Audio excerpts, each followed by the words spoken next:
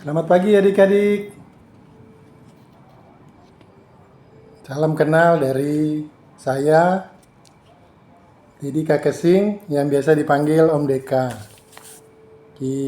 Sebelum kita bersaat teduh untuk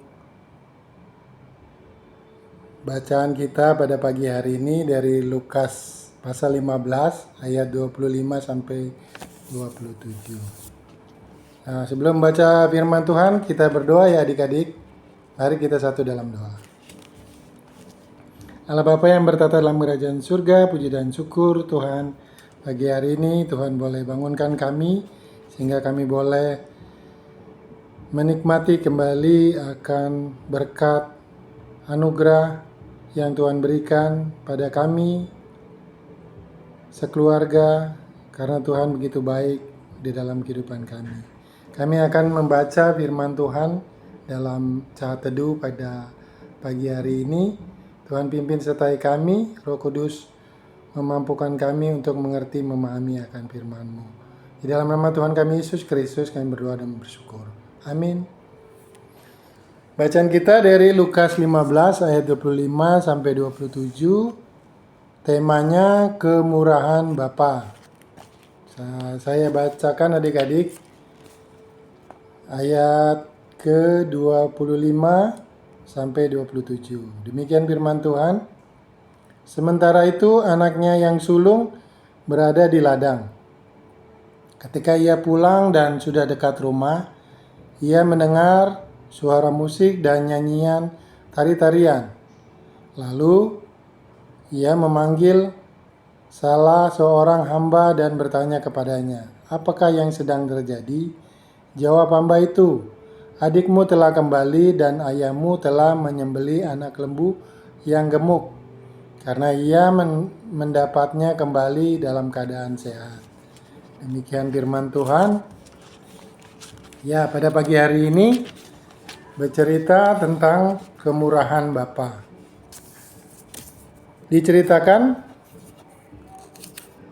pada pembacaan firman Tuhan tentang seorang bapa yang mengadakan suatu pesta yang meriah, yaitu untuk menyambut anak bungsunya. Itu kenapa meriah? Karena ada bunyi-bunyian, suling, kemudian ada nyanyian dan tari-tarian, serta makanan enak adik-adik yang dari lembu yang gemuk. Semua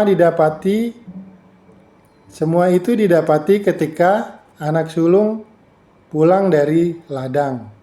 Kemudian dia bertanya kepada salah satu hambanya, "Apakah yang sedang terjadi?" Lalu hambanya menjawab, "Bapa sangat gembira dan mendapati anak bungsu kembali dalam keadaan sehat." Kemudian diceritakan bahwa rupanya anak bungsu yang berada di negeri yang jauh sudah kembali ke rumah. Kenapa anak bungsu kembali ke rumah? Karena dia selama di negeri jauh, setelah dia hidup berfoya-foya, kemudian dia jatuh miskin, kemudian dia melarat, bahkan kelaparan. Diceritakan bahwa dia menjadi seorang hamba yang bekerja di ladang dan mengerjakan peternakan babi. Kemudian dia merasa, daripada saya hidup sengsara, lebih baik saya kembali ke rumah Bapa. Kemudian dia kembali ke rumah bapaknya, tapi bapaknya tidak marah dan malah menyuruh hamba-hambanya untuk membawa jubah yang baik, cincin yang baik, dan juga sepatu bagi kakinya, dan menyembelih lembu yang gemuk dan mengadakan pesta yang meriah. Itulah Allah Bapa yang kita kenal dalam Yesus Kristus. Dia selalu gembira atas setiap orang yang mengaku kesalahannya kepadanya. Kemurahan hati Bapa memberi pengampunan kepada semua orang. indah dan melegakan ya adik-adik. Jadi adik-adik nggak perlu takut ketika melakukan kesalahan. Adik mengaku bahwa saya salah, baik itu kepada orang tua, kakak, guru, ataupun orang lain.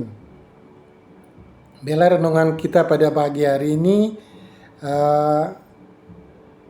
mengingatkan kita bahwa kita mempunyai Bapa yang pemurah. Selamat menjalani hari ini. Tuhan Yesus memberkati. Amin. Nah, kita akan tutup saat teduh pada pagi hari ini. Mari kita satu dalam doa adik-adik. Kita berdoa. Allah Bapa yang bertata dalam kerajaan surga, puji dan syukur Tuhan, kami boleh membaca firman-Mu, bagaimana kami boleh memiliki Allah Bapa yang baik, yang selalu menjaga, melindungi, bahkan memberkati kami. Kami mau belajar bahwa ketika kami mau mengakui kesalahan kami di hadapan Tuhan maupun di hadapan sesama kami, Tuhan itu senang dan Tuhan sangat bersuka cita dan menyambut kami dengan sukacita. Terima kasih ya Tuhan Yesus, biarlah firman-Mu boleh menjadi dasar ketika kami boleh menjalani aktivitas yang boleh kami lalui pada hari ini. Tuhan Yesus memberkati keluarga kami, memberkati sekolah kami, memberkati pergaulan kami, jauhkan